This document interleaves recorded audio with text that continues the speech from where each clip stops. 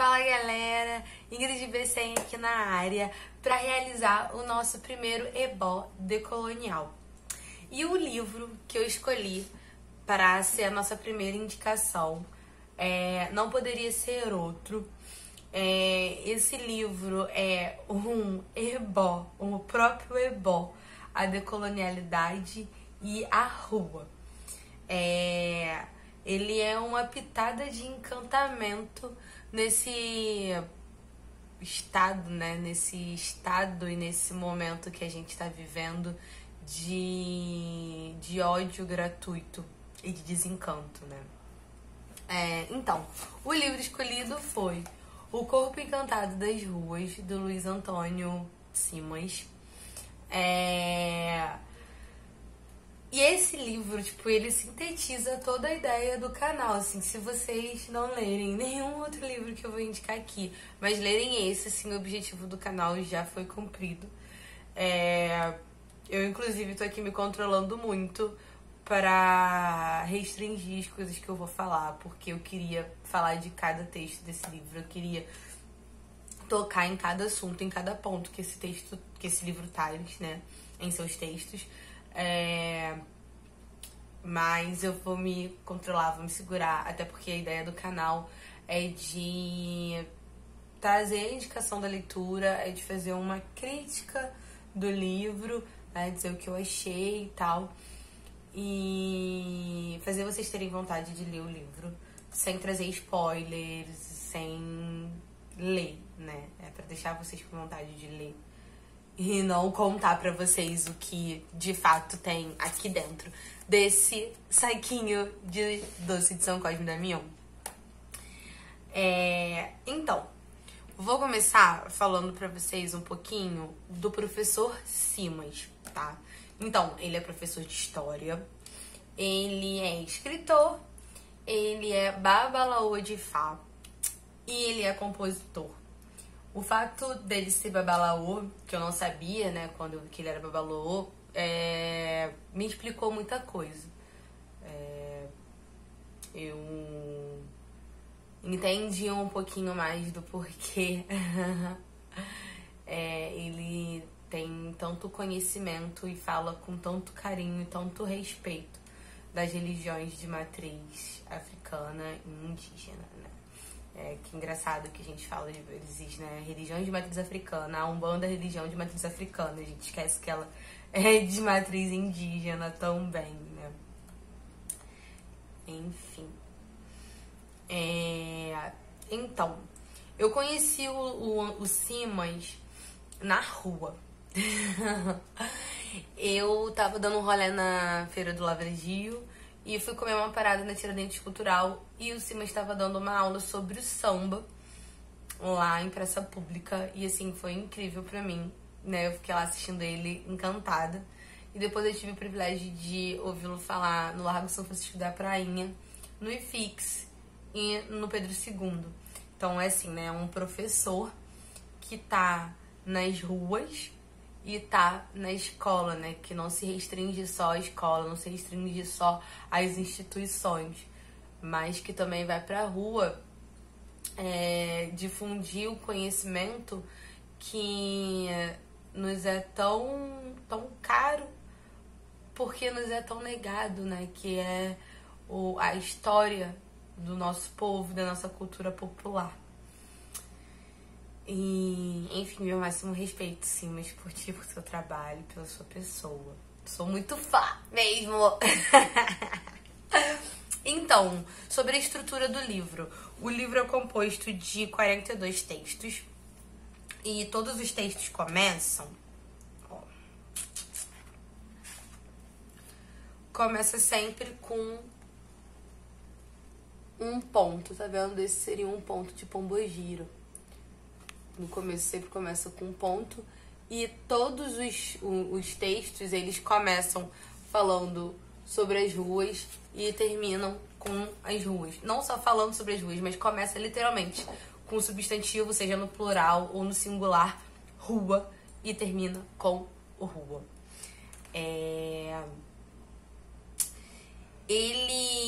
São 42 textinhos, né?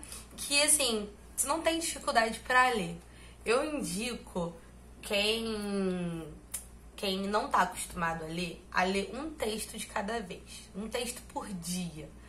Você vai demorar um pouco mais de um mês para ler? Vai, mas não tem problema nenhum. O importante é a gente realizar a leitura, a gente fazer a leitura com calma, degustando cada texto e experimentando eles mesmo, né? E quem já é mais acostumado a ler, vai ler tipo de 2 sentadas, 3 sentadas no máximo, porque é um livro muito saboroso mesmo de ler, né? Como os docinhos de São Cosme e Damião. O livro é muito saboroso de ler. E quem não tá acostumado a ler, né, que for seguir essa indicação de ler um texto por dia, provavelmente não vai conseguir ler um texto por dia e vai acabar lendo mais de um, porque os textos são muito bons. E eles são curtos, né? São textos curtinhos. Então, assim, é um livro que você lê, a leitura é muito fluida, não é difícil, né? Então, show. Vamos ver o que mais temos aqui. Assim, o Simas, como um bom babalaô, não poderia deixar de começar o livro falando de Exu, né? Então, o primeiro texto é falando sobre Exu, sobre o padeiro de Exu. E em seguida ele traz pra gente as pipas, a carrocinha, o hábito de se pintar, né? Nossa tradição de pintar as ruas para as Copas do Mundo. Lá, hoje o vovoinho passando. Então, traz o hábito de pintar as ruas, né? Pra Copa do Mundo. Me perdi aqui um pouquinho, que me distraí com Ozzy. A festa da Penha. Mais o que? A carrocinha. O jogo do bicho. Evoca o samba e as escolas de samba. Nos conta sobre a criação da Umbanda. Traz elementos da Jurema e dos encantados. Nos coloca assim, vivendo e sentindo aquela atmosfera dos candomblés. Então, assim, a gente aprende muito com o livro sobre as culturas dos povos originários. A gente mergulha um pouco desse universo e é extremamente importante a gente conhecer a nossa cultura, né? Para a gente conseguir encerrar certos preconceitos, né? Como a palavra mesmo já diz, é um preconceito, é algo que você acha antes de saber o que é aquilo e como é aquilo. Então, quando a gente compreende os universos dos povos originários da nossa terra, a gente consegue enxergá-los sem preconceito, sem o véu do preconceito. E para descolonizar o nosso pensamento e nossas visões de mundo, isso se faz extremamente necessário. Seguindo, e o Simas, ele evoca todos esses elementos para nos alertar de que os nossos cotidianos, os nossos hábitos, com os quais a gente cresceu, com os quais a gente foi acostumado, tradições nossas, além delas serem dotadas de poesia, e a gente não perceber isso, né, porque a gente está vivendo lá no acelerado do cotidiano, além delas serem dotadas de poesia, elas estão correndo risco de extinção.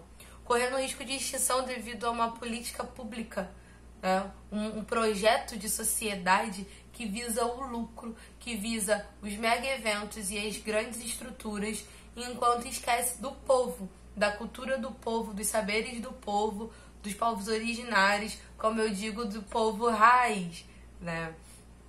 É uma brincadeira que eu faço.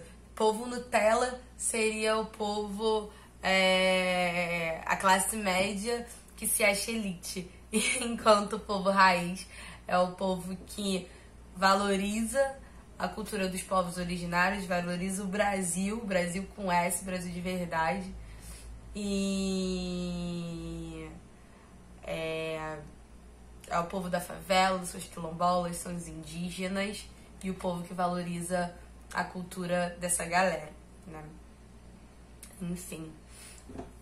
O Simas, como um historiador nato, ele descortina momentos históricos da nossa sociedade, como o dia em que tentaram adiar o carnaval, né?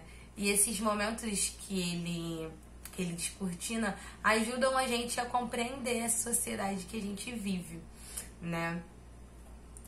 E como vocês podem ver, esse exemplo do dia que tentaram adiar o carnaval nos mostram como a gente está vivendo um processo de desencanto, um processo de desencantamento da nossa sociedade. Como ele mesmo diz num outro livro que eu vou indicar mais pra frente, essa galerinha do bonde da Aleluia chegou aqui trazendo uma religião que não era do nosso chão, que não era do nosso povo. Mais uma vez isso acontecendo, né? E não com a intenção de louvar um Deus, mas sim com a intenção de um projeto de poder. Um projeto de poder que hoje tá bem óbvio, sabe? Só não enxerga quem de fato não quer. Eles estão nas 3 esferas de poder, na federal, na estadual e na municipal, saca? E eles não pararam por aí não, eles querem mais, né? Eles querem se manter no poder, querem mais, querem as instituições, né? Interferir nas instituições, né? Enfim. E quando eles chegaram aqui, a galera era... Tem um professor meu que ele fala católicos místicos, que a mãe dele era católica mística, né? Eu adoro esse termo. Então, assim, quando essa galera do bonde da Aleluia chegou aqui, só tinha católico místico, né? E eles, para conseguir público, para conseguir arrecadar fiéis, eles começaram a endemonizar os guias e os orixás da Umbanda, do Candomblé. E eles culpavam os guias e os orixás por todas as mazelas, tanto individuais como coletivas, que esse povo estava sofrendo e está sofrendo, né? Ainda é uma estratégia que eles utilizam. Tem até um livro do Edir Macedo demonizando crianças do Candomblé, saca? E demonizando toda a religião.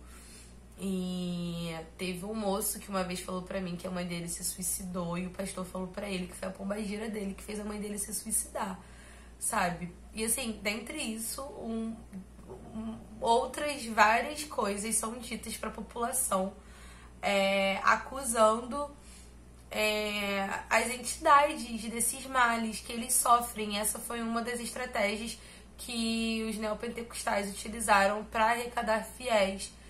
E isso faz parte do processo de desencantamento que a gente está vivendo, e não só de uma religião que não é desse solo, que se instaura aqui visando um projeto de poder, mas também visando interferir em toda forma dessa população existir. E quando o Simas traz pra gente essa questão desse dia que tentaram adiar o carnaval, ele também nos alerta pro fato de que hoje o carnaval corre risco de ser exterminado.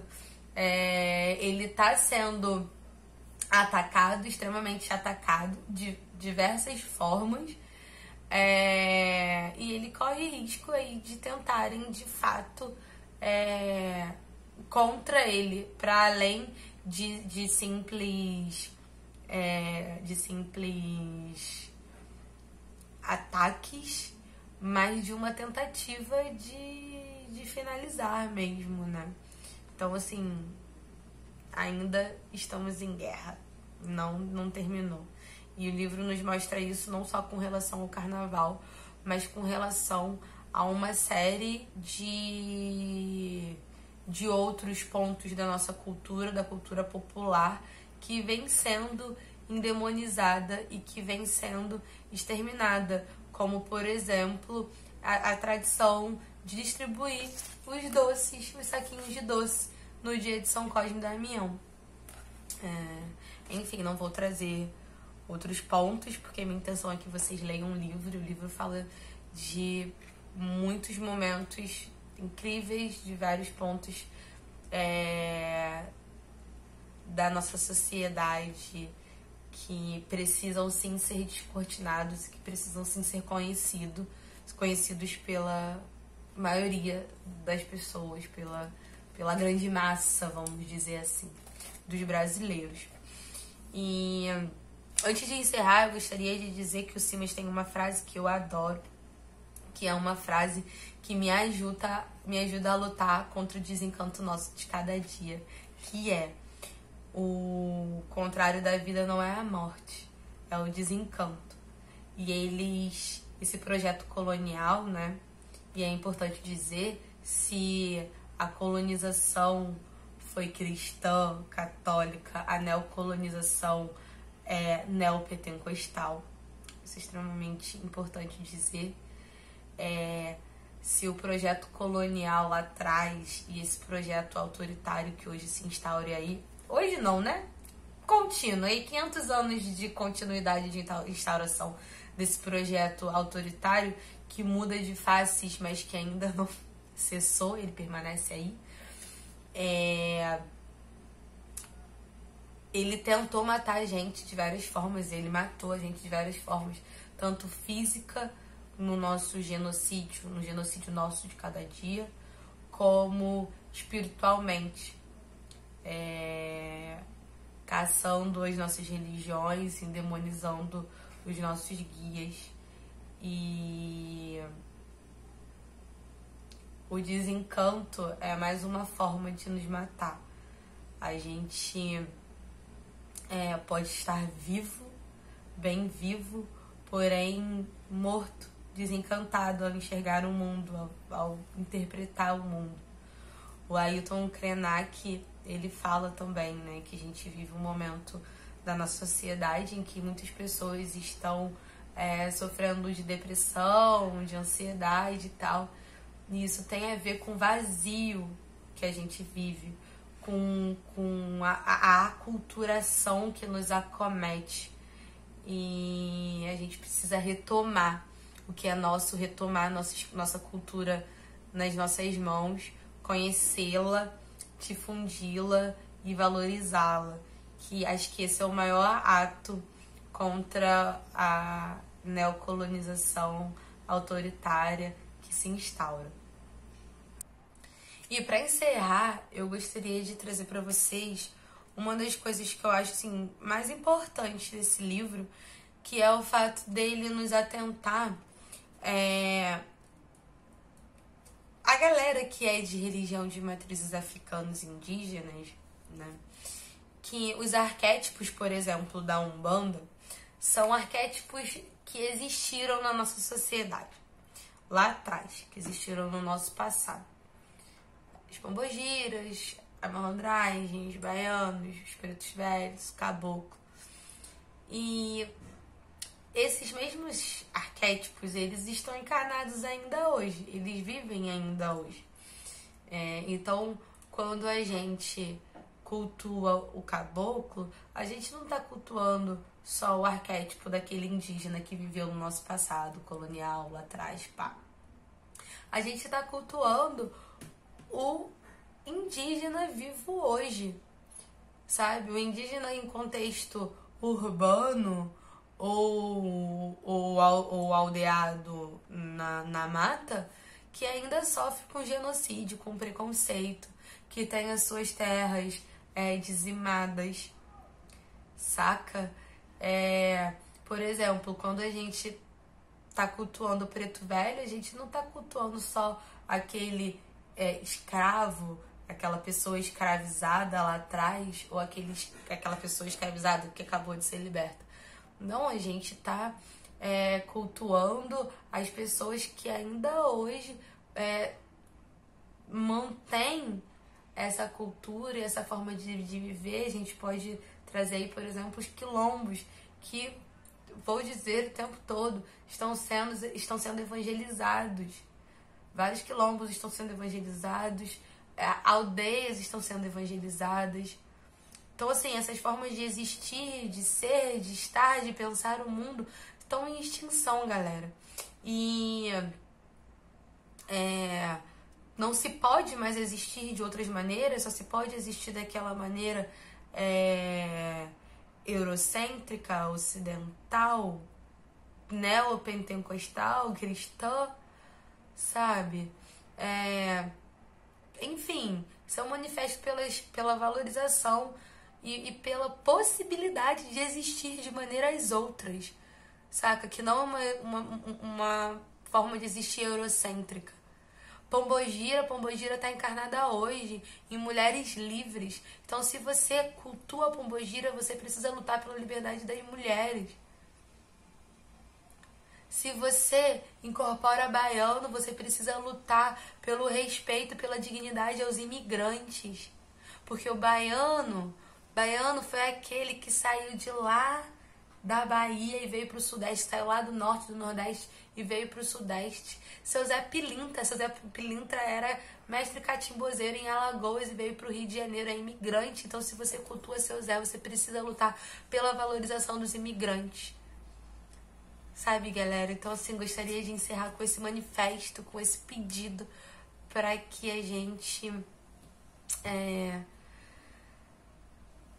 não encare a Umbanda como uma religião que cultua arquétipos passados, mas que a gente consiga entender, que a gente consiga trazer esses arquétipos que foram arquétipos de um povo que não tinha voz e que a Umbanda vem dar lugar de fala.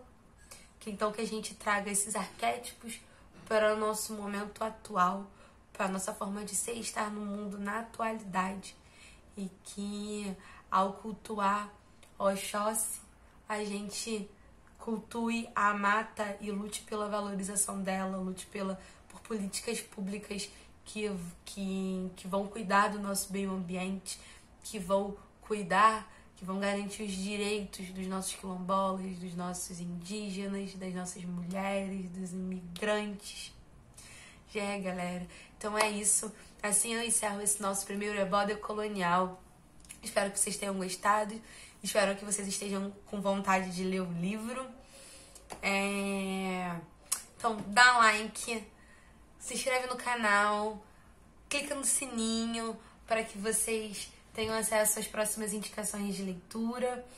Eu fiquei me controlando muito, porque o primeiro vídeo que eu fiz ficou muito extenso. Isso é um livro muito incrível e tem muitos assuntos que eu quero falar com vocês, mas a gente vai aos pouquinhos, vai também de acordo com a demanda de vocês. E é isso, galera. O que era o que eu der. Até o nosso próximo Ebó Decolonial. Tamo junto.